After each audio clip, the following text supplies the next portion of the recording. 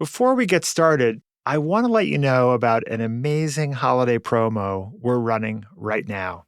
If you or one of the book lovers on your shopping list would like a membership to the Next Big Idea Club, you can get one right now for 20% off.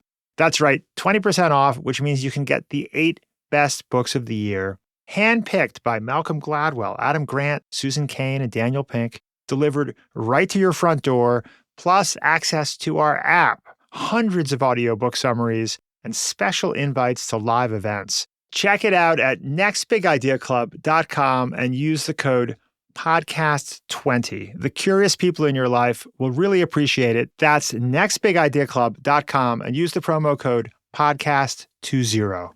All right, here's today's show. LinkedIn presents. I'm Rufus Griscom, and this is The Next Big Idea. Today, you need a strategy. Here's how to make one.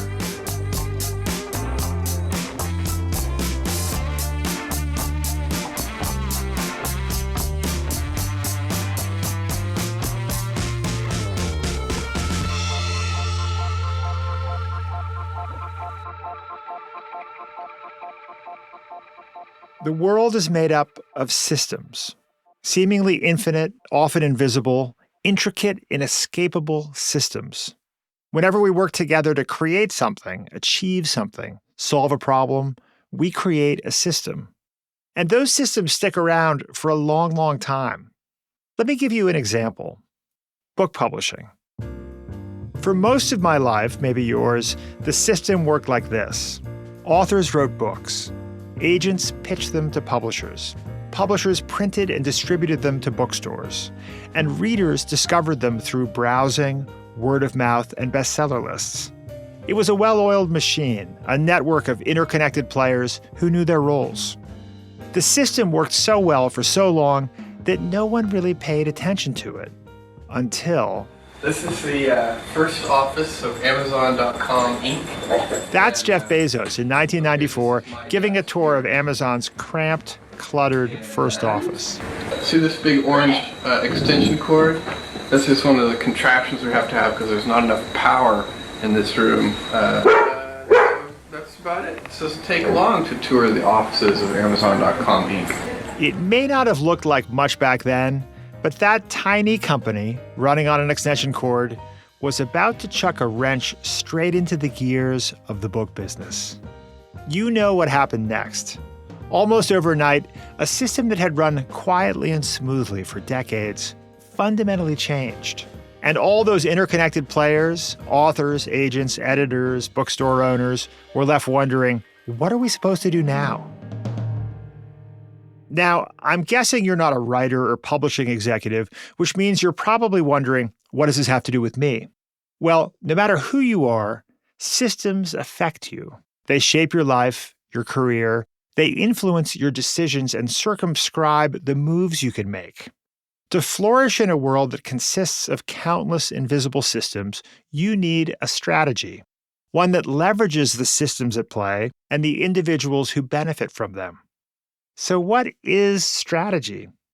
It's the hard work of choosing what to do today to improve your tomorrow. That definition comes from a new book called This is Strategy by the irrepressible writer, entrepreneur, speaker, sage, guru, Seth Godin. I've known Seth for almost 30 years. In the late 90s, we were both living in New York City, building companies at the intersection of media and technology.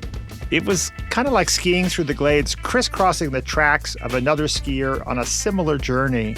Or as Seth put it when we spoke last week, it's not even the tracks. It's sort of like being at Disney World and you notice that guy in the other wagon and he's still on the other, right? We're on the same ride. We're just not in the same car. Over the decades, we've watched the early screeching dial-up modems slowly loading the first Mosaic browser in the early 90s get replaced by broadband and mobile, Netscape and Explorer. We've watched email replace fax machines, video streaming render DVDs obsolete. We saw the iPhone displace desktops and Uber transform urban mobility. All while Caleb Bissinger, this podcast eminent producer, was wearing diapers. Each of these were cases of systems that people took for granted, right up until they were replaced by newer systems. Those who could see these transitions were better positioned to build successful strategies, better positioned to flourish in business and life. The pace of change, you may have noticed, is not slowing down. It's accelerating, which means our strategies will need to change too, with a little help from Seth Godin.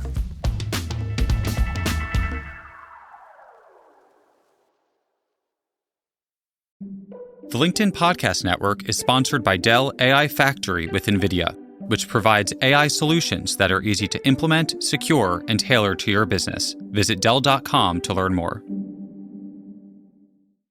I'm Tomer Cohen, LinkedIn's Chief Product Officer. In my new podcast, Building One, I interview some of the best product builders out there. People at the intersection of dreaming and building and learning. Together, you and I will learn from their experiences. If you're just as curious as I am, follow Building One wherever you listen, and check out the conversation on LinkedIn.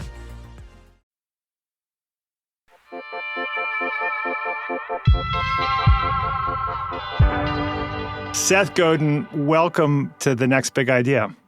Well, thank you. It's a treat, and I can't believe I waited this long to show up. Good to talk. You know, it's long overdue. I'm so glad we're finally getting you on the show. And you have a new book out. It's called This is Strategy, How to Make Better Plans.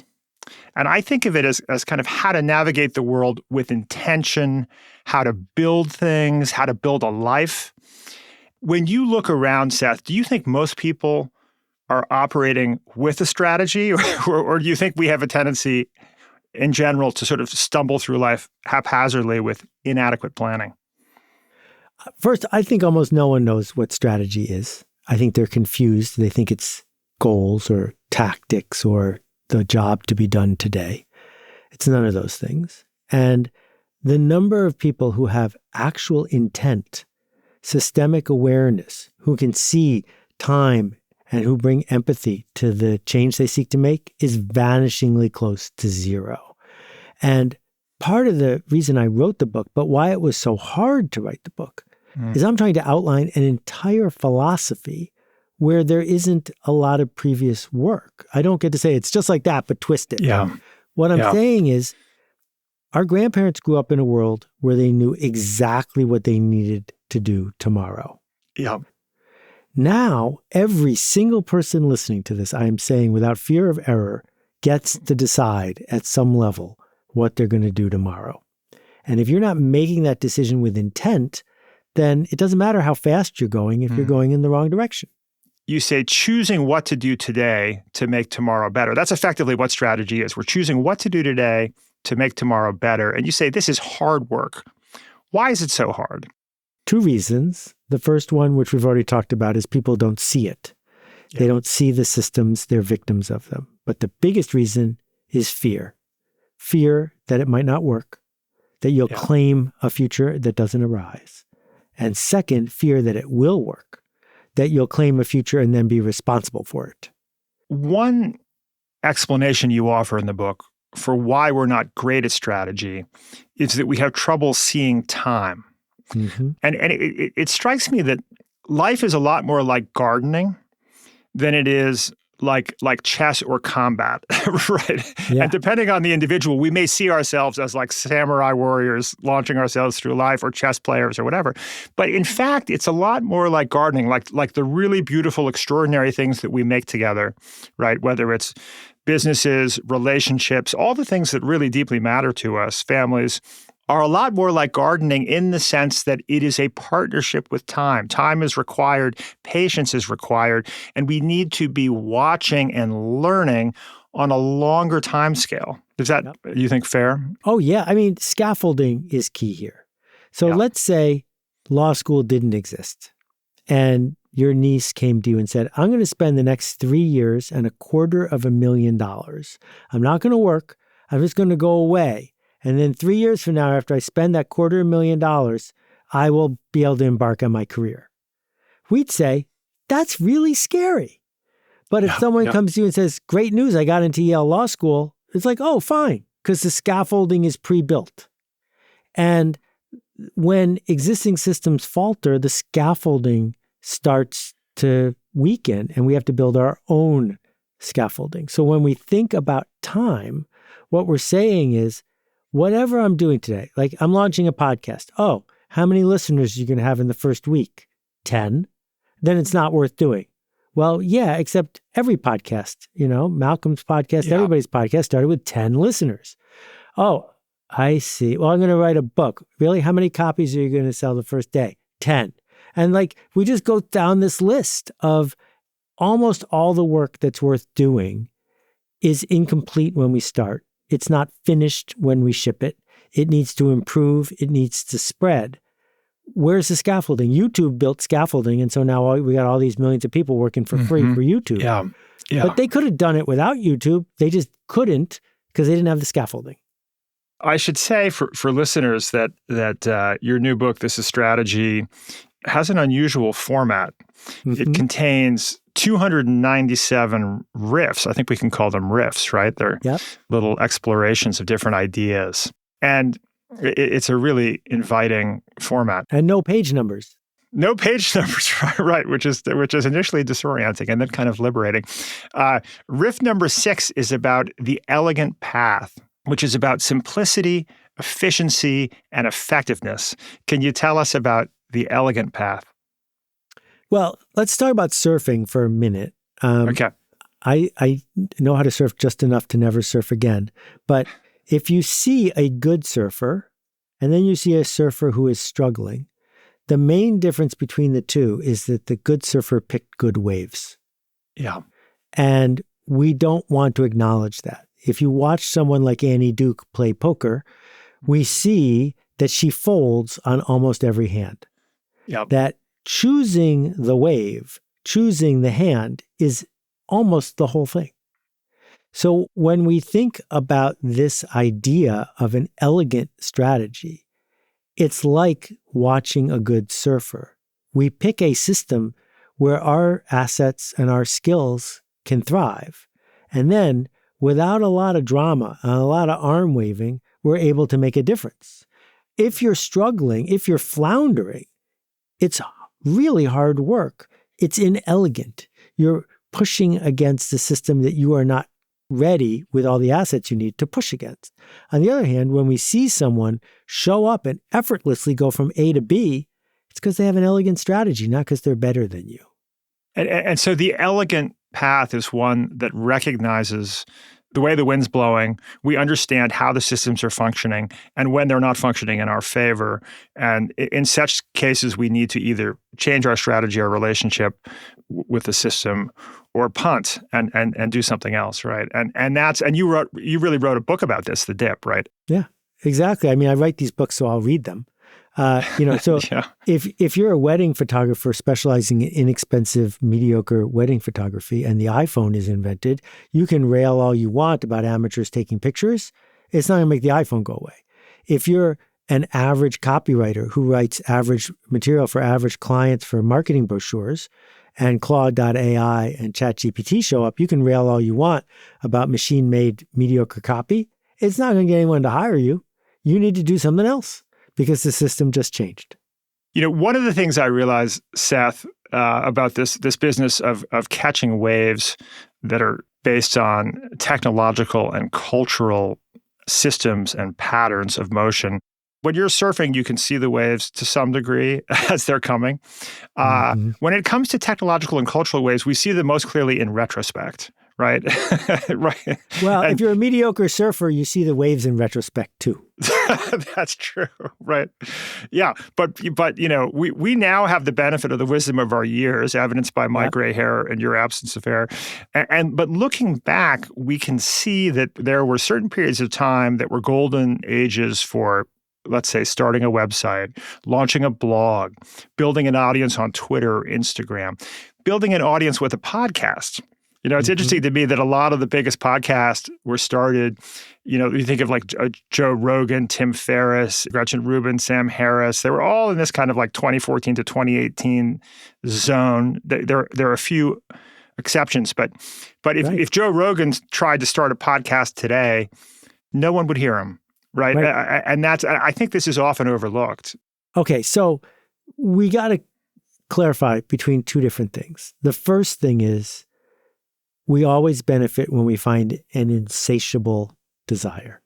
Satisfying an insatiable desire is much more reliable than momentarily showing up to fill a gap. And an insatiable desire, for example, is human beings need to connect. That's insatiable. The technology will keep changing, but human beings will always want more of that. In our culture, there's an insatiable desire for things that are cultural news, what's new, insight. And so it was books, and then it's blogs. But you're both satisfying a similar thing, right? Yeah. But then there are systems that have the network effect built in, which means that they do better when more people use them. Yes. So let's say you see the fax machine come along, and the fax machine is just at some law firms. But what you notice is that human beings' insatiable need to be connected quickly, which goes all the way back to the telegraph, combined with the convenience factor of something like a fax means it's quite likely that more and more and more and more people are going to get a fax machine. And so if you wanted to start a fax newsletter, you could bet on the fact that there'd be more people with a fax tomorrow than today. So you can see those cycles. So permission marketing, email marketing, which I am proud to claim to have invented, is this idea that says marketers have an insatiable need for people's attention. Human beings have a scarce amount of attention and are going to try to protect it. Email is like stamps, but it's free. So if we come up with a way to adjudicate attention via email by earning permission, that's going to run for a really long time. And I was right about that. But on the other hand, something like DVD-ROM, which let book publishers build a platform, a device that would store the equivalent of 1,000 reference books in one $19 item, I thought was more of the insatiable desire for people to get stuff. What I missed was nobody could figure out how to make a living selling it because you couldn't afford to put enough data into the world and sell enough copies to make it pay. And so since that wasn't ever going to get better, the industry never existed. So when you start to learn to look at media systems and technical systems, you can tell the difference between NFTs and AI, right?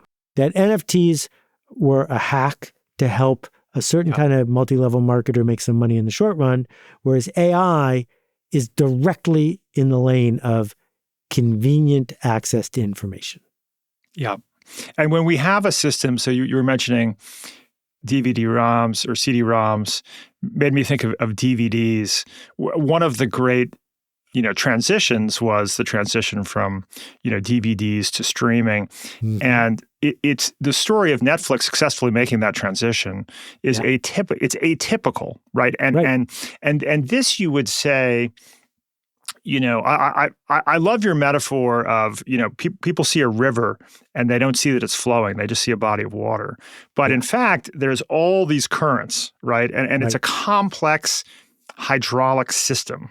Hydrodynamics, I think is the word. There's sorts of hydrodynamics under the surface of that river. And you have this wonderful notion that it's not easy to change a river. Damming a river is a monumental engineering project, but you can dig a small channel in a direction in which the river already wants to go.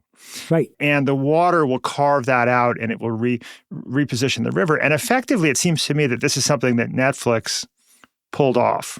Yeah, I tell the Netflix story in the book, and it's not very long, but it's profound. How did Netflix do this when every other big, like Western Union could have bought AT&T, but they didn't? I was at Yahoo when they had the chance to buy Google for $10 million, and they didn't.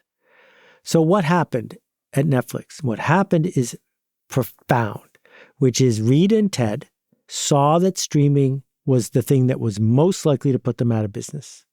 So they said, let's do streaming. And then they put together a task force to do it. And the key decision was this. Every person who worked at the DVD division, which was 100% of Netflix profits, Every person, if you were in that division, you were not allowed in the meetings for the streaming people. They didn't talk to you. You didn't have a say because the DVD people would have kept averaging out and dumbing down their streaming offering to protect rationally the way they made all of their money. And so what you have to do if you want to put yourself out of business is put yourself out of business. You can't ask the people who are running the business to help you do that.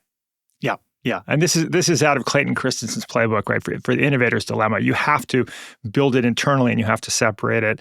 And it's a really hard thing to do. Very infrequently do people do it successfully. So I think this notion of yours of the invisible systems around us is so profound, and it helps for people to hear a range of different examples of systems, small and large. They're all different scales. What are examples of some of the systems that we take for granted? So if you go to the Art Institute of Chicago, it's filled with celebrity art. And the celebrity art isn't paintings of celebrities, it's paintings that are famous. Paintings that are famous have more market value. And yeah. What does Sotheby's do for a living? Sotheby's does a form of money laundering in which people who have made money in illicit and non-illicit ways can exchange that money for a form of status by buying celebrity art. The Mona Lisa is the most famous painting in the world, not because it's the best painting, it's a good painting, but because it was stolen in 1913 and was on the front page of newspapers around the world for a year. Right when we needed there to be a famous painting, here it was. So once you see that all a gallery like Gagosian does is curate and anoint paintings to announce who's going to be the next celebrity, you as an artist can think really hard about whether you need their validation and how you're going to get it, right? Yeah. And that when other forms of ways for rich people to demonstrate status show up, things are going to shift in the system. You know, another one I think of is marriage and the nuclear family and the way that we all live in these white boxes in our own separate white box, which contains only our nuclear family, which is not the way that humans have always lived, right? So that means we need retirement homes, right? Because we no longer care for our parents in our homes, right? But then a subset of that you point out is there's a wedding industrial complex, right? Which is a whole system just for helping you spend way too much money on the process of getting married, right? And this is a self-replicating and enduring I mean, here's the system. most profound way to remember this. What's the right amount of money to spend on a wedding? And the answer is exactly as much as your best friend plus a little more. Right. That's the wedding industrial complex in a sentence. Yeah. Exactly. And that's working out well for a small subset of the population. But for most people, we could probably find better ways to do it. You know, another example of kind of the dynamic change over time of a system that occurred to me this morning as I was thinking about this is the system of traffic in New York City, where you and I have spent a fair amount of time. I've been here now for 30 years. And you'll remember, Seth, how people drove in New York City in the 90s. I mean, cab drivers and everyone else were barreling down the avenues at 50 to 60 miles per hour. It was totally insane. Yeah. And when I procreated, had a first child in 2005, I remember carrying the back of these cabs, trying to strap in the baby seat and telling the drivers, I have a baby with an underformed neck in the back of your cab. Can you please drive slowly? And they would sort of smile and completely ignore me and drive like a race car driver, right? That's the way it used to be. But a few things ended up happening. And I think Uber might have been that kind of critical little shift. All of a sudden, the incentives are changed from these poor cab drivers are trying to make a living. I can't blame the cab drivers, right? These guys were trying to make a living. You can't blame people in systems. They're just you can't blame puppets. people. Yeah. So have you noticed that? I mean, and now we see 25 miles an hour is the maximum speed limit in New York. The Uber drivers are rated based on the rating system. People like a smooth ride, so it's a much slower and more pleasant experience, particularly with a young baby trying to get around the city. We get what we measure, and false proxies get in the way. So the false proxy of the way to be successful is to own medallions. Medallions go up in value. If a medallion is expensive, that means you have to put the drivers in a vice to make your medallion pay. And so the output of the system is your baby's under stress. They didn't set out to make your baby under stress when they started to speculate in medallions, but that's what they got. And so when we look at what a system does, it's not what the system, quote, wants, because the system doesn't want anything. Yeah. But what the system does is what it is rewarded for, is what it is measured for. And if you're not happy with that, change the reward system and the measurement system. So, social media is a great example. A lot of people listening to this are on social media. What are you rewarded for and measured on? Well, things like clicks and likes and friends. These people aren't following you. They're just called followers. And they're not liking you. It's just called liking. But you discover, for example, that the best way to get popular with certain algorithms is to pick a fight. And the louder the fight and the angrier you are, the more popular you get. So it's easy to think you're being successful. So then why are we surprised that the world we live in is filled with angry people? Well, that's what we rewarded them for. Yes. And if you don't want to play that game, don't play that game. But don't show up in a place where the reward system is counter to what you want, because then there's all this tension that follows. Yeah, yeah. And of course, these systems in which we live are comprised of humans by and large, right? And other humans, damn them, are a source of complexity. So we need to understand humans, right, to navigate all these systems. So, Seth, what do humans want? Okay, so there are some bad people in the world, but not very many.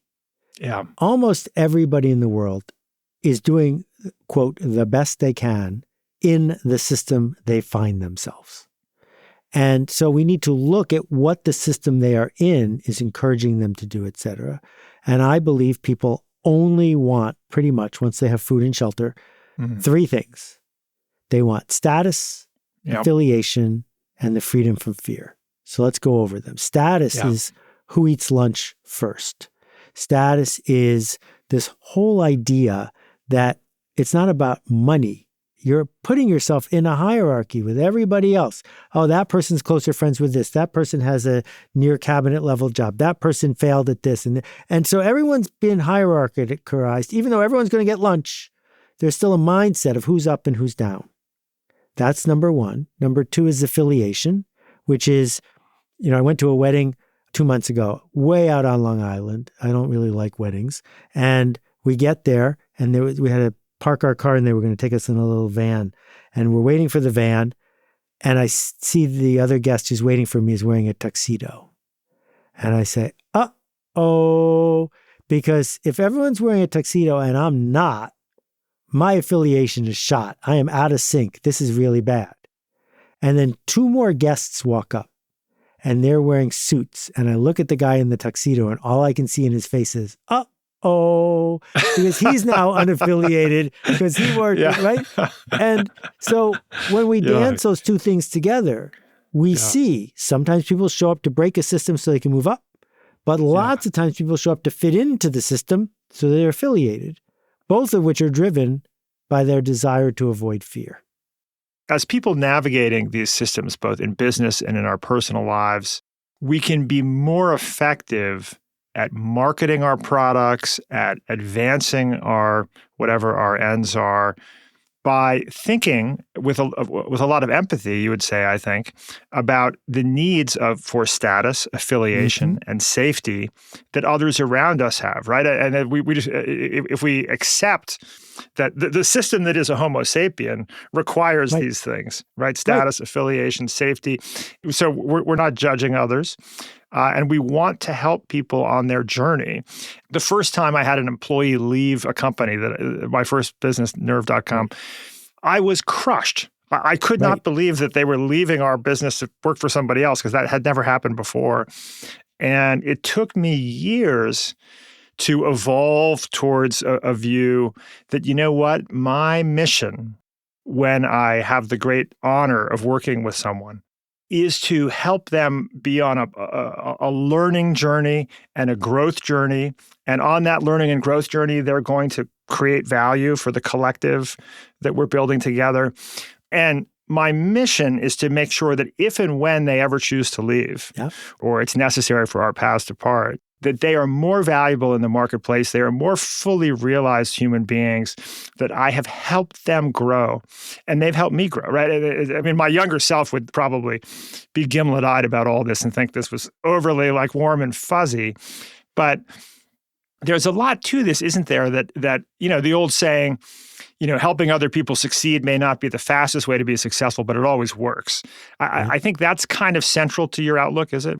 Yeah. I mean, 30 years ago, my friend Tom Peters, long before LinkedIn, argued that your company should have a resume writing session every month, that you should make sure that every single person in your company has a resume that's up to date and useful.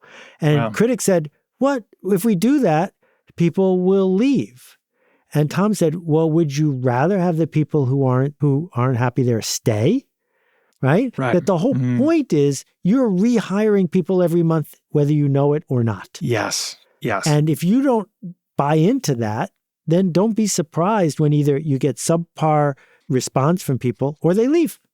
But if you can continually create the scaffolding for people to go where they want to go and grow, then you don't have to be a manager. You can just be a leader. Well, and this is one of the, there's some realizations about maybe the way the world works that are disappointing, but something I found to be many of them. But maybe one of the happiest sort of discoveries in the second half of my life has been realizing that generosity makes us happy. And it also tends to redound to our benefit to be more generous. And this seems to be, there's enough evidence behind this. Our friend Adam Grant has written about this in Give and Take with all this, citing a lot of science, that there's an interpersonal physics to how this works, which is kind of beautiful, right? And it's a happy thing to discover, and it's better to learn it earlier. Right. Like for people at home, though, let's be clear, generous doesn't mean giving away obvious pieces of value. It doesn't mean that when you give someone your services for free, you're being generous. If you need heart surgery and you can find an expensive surgeon and she's going to show up with emotional labor and stick with it even when it's difficult, or any other surgeon would blink and you wouldn't make it through, that's generous work, right? Yeah. What it means to be generous is to have the guts to see the other person, to offer them dignity, and to exert emotional labor when it's easier to walk away. So, yes, we need to pay people fairly or even more than fairly. But no, it is not generous to say to everyone, I don't care about you, but I'm going to manipulate you by giving you stock options. That's not what generous is. Yeah.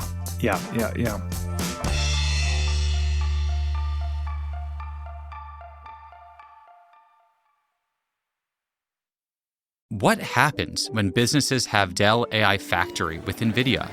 Years of patient data gets distilled in seconds. Investors know the exact moment stock should be traded. And quality checks speed up so production lines never slow down.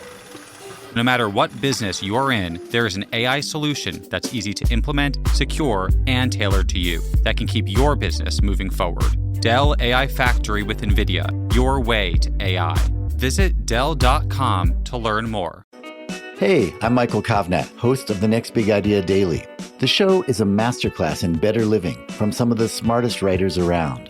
Every morning, Monday through Friday, we'll serve up a quick 10-minute lesson on how to strengthen your relationships, supercharge your creativity, boost your productivity, and more. Follow The Next Big Idea Daily wherever you get your podcasts.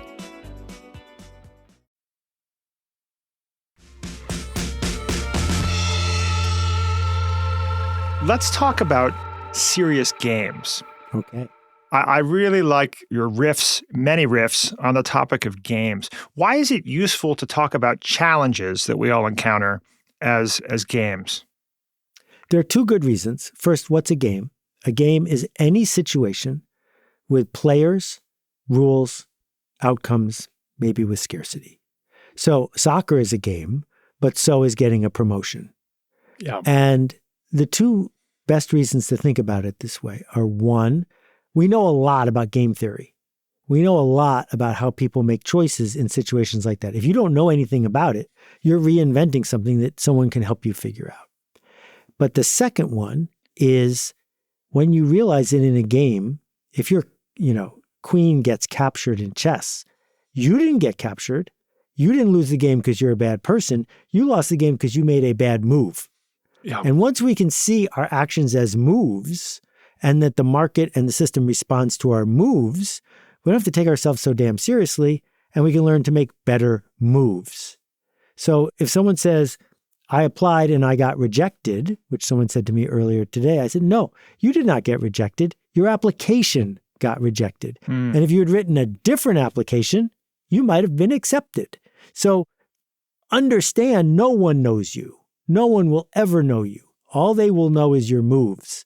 And if you don't like your moves, change your moves. I'm quoting you here. You're playing a game whether you realize it or not, and seeing the game helps you play it better. You also say, we often spend more time trying to win the game we're in instead of choosing which game to play in the first place. So again, we have a book audience here. Some of the hardest working people I know are in the book business. Yeah. And they're not working hard at writing the book. They're working hard at promoting the book. But if they worked 1/10 that hard at promoting a YouTube channel or podcast, they'd have way more people listening to them. They signed up to play a game that was a really good game in 1974. Not that good a game now. Yeah. Right? Yeah. Don't write a book thinking you're going to sell 5 million copies by working very hard to promote it, because it's not going to happen. I really like your riff on writing things down, showing your work. You say, working on the right things is the way forward, and writing them down is one way to confirm you're working on the right things. I love this, and I've always been inspired by the way that apparently at Amazon, Jeff Bezos asks everyone to write out memos. Everybody reads the memos at the beginning. Barack Obama apparently did something very similar in the White House, right? He had his staff write memos. And there's a sense that writing, unlike making a PowerPoint presentation, which can be a little bit sort of haphazard, that writing forces an exercise in logic and in thinking through strategy. So do you think that there's a relationship between writing and strategy? Writing is one version of it. So I've been at those Amazon meetings, and the way it used to work anyway is you're not allowed to call a meeting unless you have a proposal. You don't just say, let's get together and chat. All right, what's your proposal? You have to share the proposal in a 3-page memo. And it says, this is what I assert, this is what I believe, this is what we want, this is what I think we should do. You call the meeting and you show up and you give everyone the memo. There's no advance. You give everyone the memo in the room, and they sit there quietly reading the memo. If everyone agrees, the meeting's over. They just leave. If they don't, people have to stand up and say why they don't agree. And now your strategy is vivid and clear. Yeah. And that idea is the opposite of what most people do. So years ago, American Express hired me to interview a whole bunch of business leaders. And one of them was someone in fashion who's sort of well known. I don't know a lot about fashion. So I was nervous, and I read both of this person's autobiographies. And I show up and I started asking them questions about some of their strategy. And it became clear to me that not only hadn't they written their autobiography, they hadn't read it. And this person's entire career was intuitive. They just, I don't know. We just try that. Because they got lucky enough times with their intuition. But that works until it stops working. And if you don't have the words for it, you can't make it resilient, and no one can help you make it better. Right? If it's just, whatever it is, I'm being authentic. Yeah, you're being unprofessional. Professionals can share their work. And as you say, so giving this example of someone who just always operated intuitively and was very successful until that success ran out. The world you talk about feedback loops, and sometimes early luck or early good fortune can be rewarded with more attention, more positive affirmation, more exposure. You get these sort of positive, virtuous cycles, effectively, that can cause some people to think that they're inherent genius has propelled them to the top of the world. But in fact, they've benefited from a positive feedback loop to some degree. Is that fair? Oh, very much. It's actually, let's talk about feedback loops for just a second. There's two kinds. There's the thermostat, and the thermostat works because when it gets cold outside, it makes it warm inside, and vice versa. That's a negative feedback loop, but very useful because it keeps things stable. Positive feedback in a system is when the wedding DJ holds the microphone too close to the speakers and you hear that squeaking sound. So small sounds get amplified. Once you have this momentum, now what are you going to do with it? Because you can't just keep coasting on it. You can make, Psy made the viral video of Gangnam Style, but when was the last time you watched a Psy video? That's not what the Beatles did, but that's what's tempting, is to say, this is going to go on forever. It's going to keep getting louder, and I'm a genius. Yeah. What you really need to do is say, there's some assets I can take away from this. Now I need to go do something hard. And we see that. I mean, a lot of the enduring companies, have had to reinvent themselves.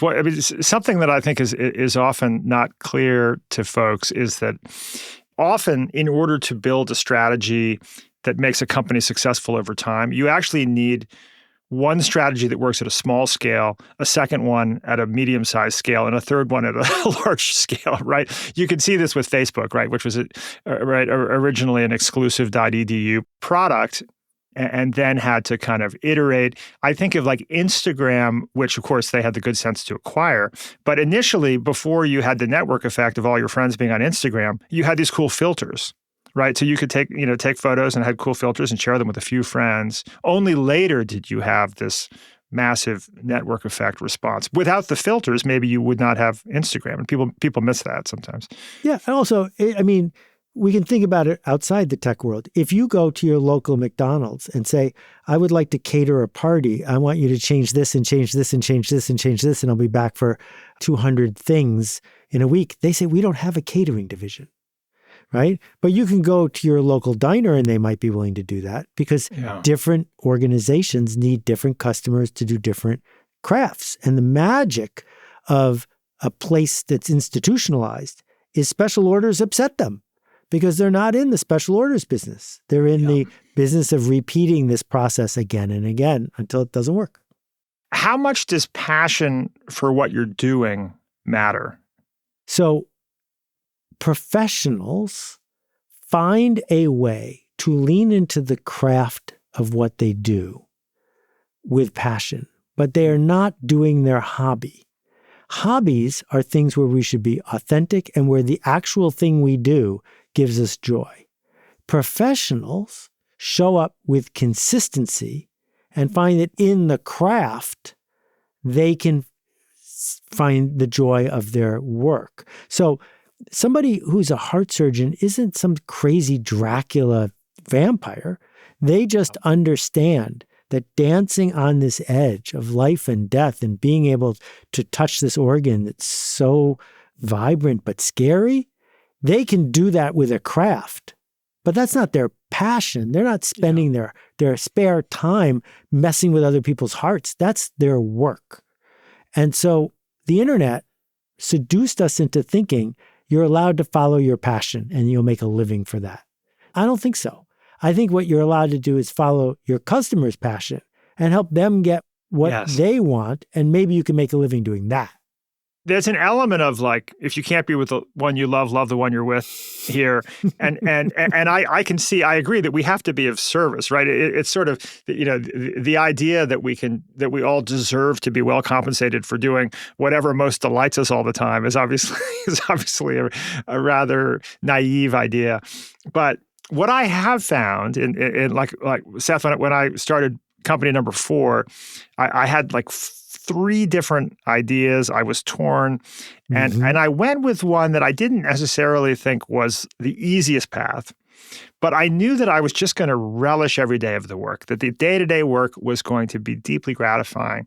And because one thing I have found, and I think is, supported in your many riffs in your book, is that you often have to iterate a lot and be persistent in order to find your way to figure out how to get this business you're building to work with the systems that exist, how to get it to scale. It takes a huge amount of persistence. If you don't deeply enjoy, or at least somewhat enjoy, every day of that process, you'll get discouraged and flame out, right? So I guess one piece of pushback I would offer here is, in my own experience, I've found that a minimum amount of fondness for the daily work and understanding what that work is, because I think people often don't think in advance about but that's what the is point the I daily mean. work. Yeah. So people say, I really want to be in the music business. Well, no, they're not going to be the Rolling Stones. If you're signing up to really be in the music business, you just sign up to do filing all day or to, go to meetings with lawyers all day. That's not what you thought the music business was. The fact that the meetings are about LPs is irrelevant. Yeah, right. So, your journey has been to be on the cusp of things as they unfold. But if someone was paying you the same amount to do exactly the same thing you did yesterday all day long, you'd burn out within a week, because the whole idea for you is, I'm not exactly sure what to do today.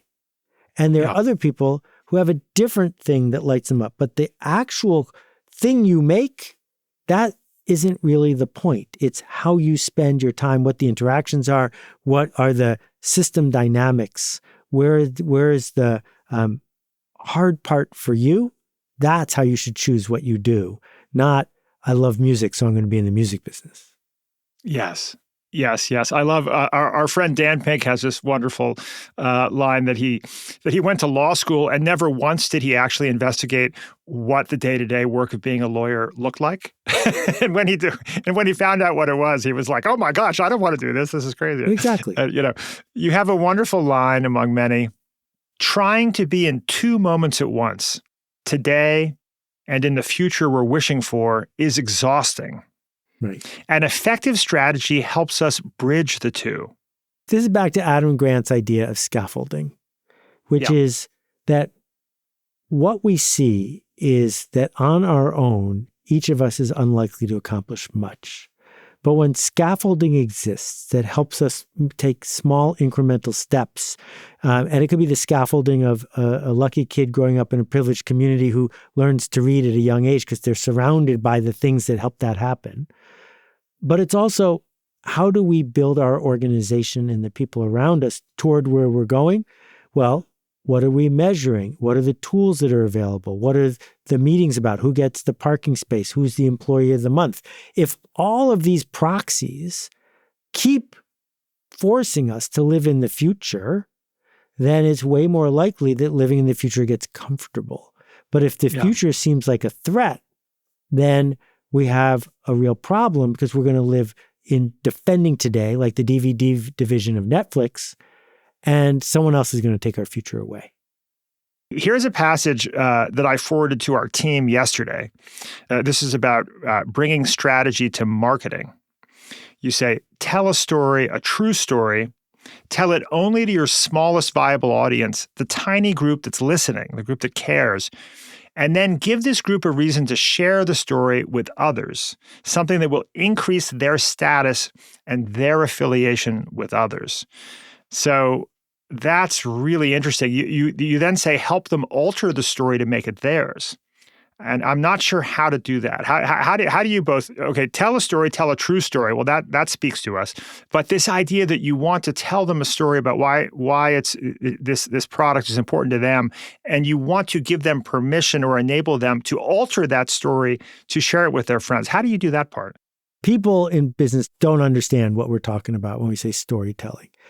So the simplest example is, if you go to an open house and the realtor has baked an apple pie before you get there, and you walk in and you smell it, that's a story. It's a story without words that says, does this remind you of growing up? Does this remind you of your mom? Now you trust this place more, and now all these other things are going to change. That's a story. Okay. So the story of Tom's shoes is a worthwhile way to ping all of these things together. So Blake comes up with this idea. He's going to sell espadrilles for more than most people pay for them. And the hook is going to be, if you buy a pair of these shoes, someone who doesn't have shoes is going to get a free pair of identical shoes. Now, we can talk about the impact on society of all this. We're not going to. I'm talking about the marketing part.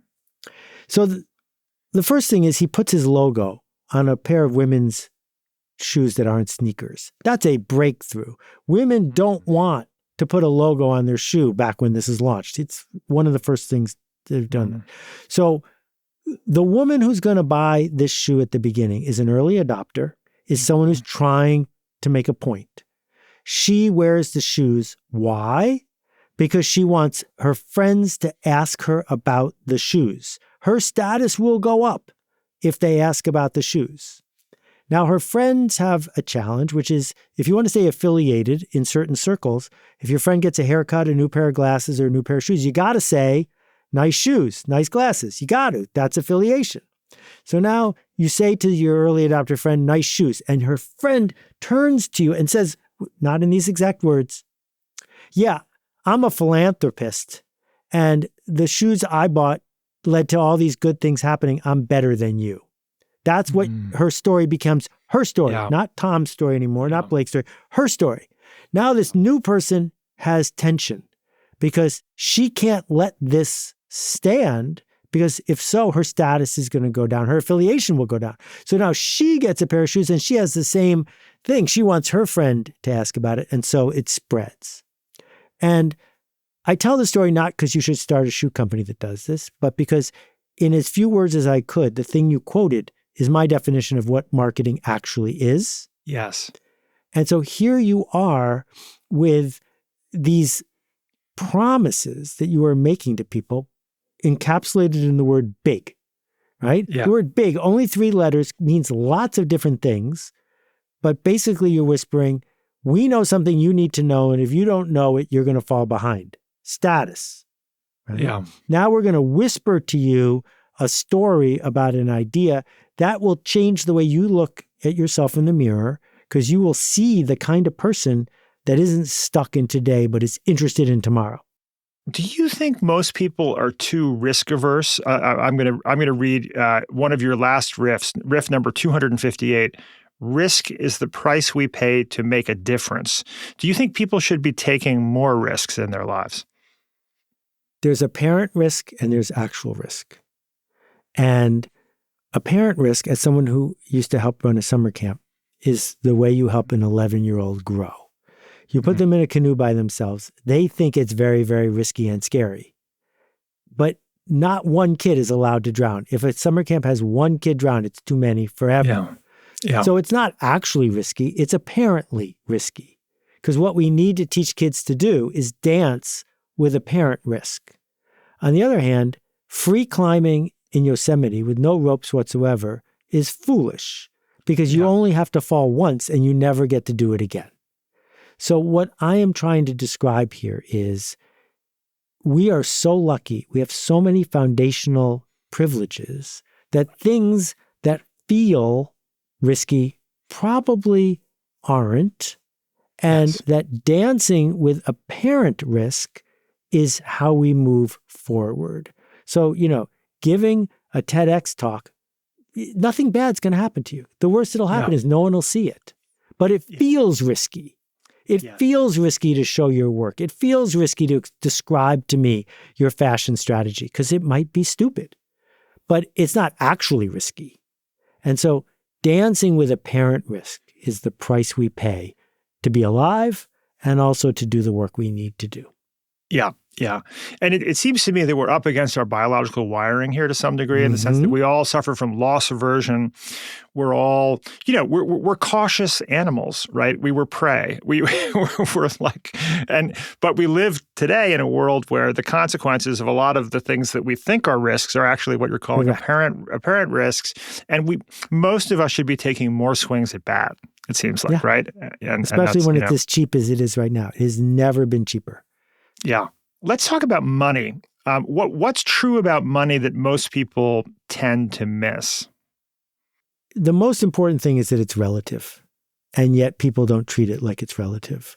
That if you go to zero and you can't eat or find a place to live, the game is over. But the difference between $2 million and $3 million is non-existent when it comes to your life. But what we did was we adopted a false proxy that says your status is directly related to how much money you have and are making right this minute. And as a result, the most successful people often sacrifice their well-being, their peace of mind, and most important, their opportunity to contribute, because they're focusing on a proxy they should have forgotten about a long time ago. So the single best way to make money when you get started is to create value for other people who have money to spend. Yeah. And once you create enough value for people with money to spend, you don't have to do that part anymore. You can simply create value that you're proud to create. Yeah. And as you point out, making more money and spending less money have the exact same effect, right? That we actually have a lot of control, and that most of us are to some degree pawns of when we talk about invisible systems, believing we need to spend money and all sorts of things. And I've come to the conclusion that money is both more important and less important than most people think. It's more important insofar as it can enable you to control your own time, right? To apply yourself to the causes and activities that you believe to be most meaningful. I mean, that is an incredible privilege to be able to do. And it does require strategy, and it requires money to some degree, but only enough to accomplish that objective, really, right? And so finally, Seth, how, when it comes to sort of life strategy, your book's about strategy. In the end, the business that all of us are trying to create with the most attention is our own lives. We're all sort of, the book we're writing is our own life. It's really we're just trying to figure out how to navigate the world. And how has your own journey been? And do you feel that there has been a strategy behind the arc of your life journey? And is it playing out the way that you would like it to? I want to answer a more tactical question first. Oh, please. Which is the single best thing you can do when it comes to strategy is talk about it. And frankly, I don't care if you buy my book, but I care an enormous amount if you talk about it. Not my book, but the questions, the ideas, the conversations, that it will always make your strategy better if you can find other people, your life strategy, your business strategy, whatever it is, where you can talk about it honestly. Don't talk to your in-laws about it. Don't talk to your neighbors about it. You can talk to your dog about it, but don't try to impress people. Try to find fellow travelers where you can have this honest conversation about strategy. Yeah. So that's the thing I would say. And in answer to your more personal question, after I sold my company to Yahoo, Bill Gross offered me a job as head of marketing for his startup, which was about to go public. And he offered me $1 billion. And I turned him down. With a B? $1 billion with a B? Yeah. And it was the best thing I ever did. And the reason is, once you've turned down someone offering you $1 billion, it's so much easier to turn down other things. Yeah. And I'm so grateful that I've had the privilege of having the resources to turn down things that don't help me get to where I want to go. Yeah. And so the beginning of the book, I say, who's it for? What's it for? Those two questions. Yeah. This hour you're about to spend, this work you're about to do, this product you're making, who's it for? Yeah. What's it for? And on my best days, I answer that question honestly and consistently and with integrity. And if I find myself chasing a proxy that's not dear to me, I regret it. Well, thank you, Seth Godin, for joining us today. What a lovely conversation. Thank you for the ruckus you consistently make for decades. I mean, I remember all the people we were hanging out with. Where are they now? Right? They burned out. You just got to keep showing up and making your ruckus.